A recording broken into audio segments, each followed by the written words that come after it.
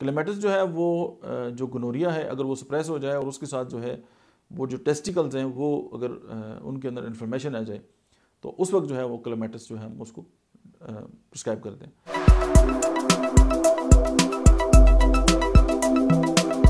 बिस्मिल्लाहिर्रहमानिर्रहीम, अस्सलाम वालेकुम। मेरा नाम डॉक्टर अहमद एजाज है और मैं सिमिल होम्यो क्लिनिक से बड़वास से आपसे मुखातब हूँ।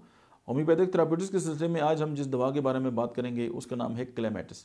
क्लेमेटिस जो है वो जो गोनोरिया है अगर वो सप्रेस हो जाए और उसके साथ जो है वो जो टेस्टिकल्स हैं वो अगर उनके अंदर इन्फॉर्मेशन आ जाए तो उस वक्त जो है वो क्लेमेटिस जो है हम उसको प्रिस्क्राइब करते हैं। और जो है अगर किसी पेशेंट को गोनोरिया हुआ है और वो उसको दवाइयाँ दी गई हैं और वो सप्रेस हो गई हैं और उससे जो है कि जो खुशियतैन है वो सूझ गए हैं तो उस वक्त क्लेमेटिस रेक्टा जो है इस बीमारी से उसको शिफायाब कर सकती है।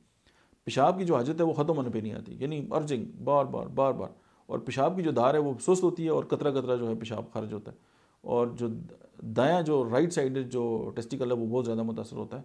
और ये जो पेशाब की धार सुस्त और कतरा कतरा खारिज होने की वजह जो है वो यूरेथ्रा का स्ट्रक्चर होता है, यानी उसके अंदर एक फालतू गिल्टी सी बन जाती है जिसकी वजह से जो है वो पेशाब खुल के नहीं आता और इस पूरी एरिया में जो है वो इन्फेक्शन होता है, यानी gonorrhoea, testicular infection, structure of urethra, urine stop and start, बिल्कुल थोड़ा थोड़ा, orchitis, swelling of the spermatic cord with burning sensation.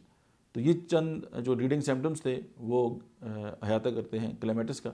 मुझे उम्मीद है कि ये आपको पसंद आई हो। Thank you.